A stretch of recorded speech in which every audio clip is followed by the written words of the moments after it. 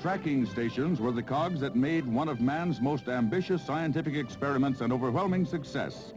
As Mariner 4 passed over Mars, it recorded on tape tiny bits of information to transmit back to Earth. Engineers manning tracking stations like this one in Spain picked up the radio signal sent out by the speeding satellite. As the Earth revolved and the station passed out of sight of Mariner, another took over and received another piece of the same picture.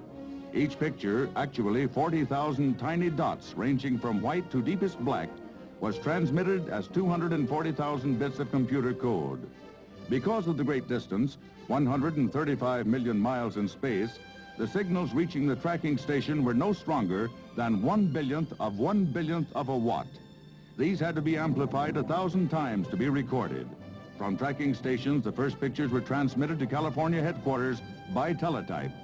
The final results, in simple form, are like the pictures in your newspaper, made up of dots called a half-tone. They can show each gradation of light and shadow.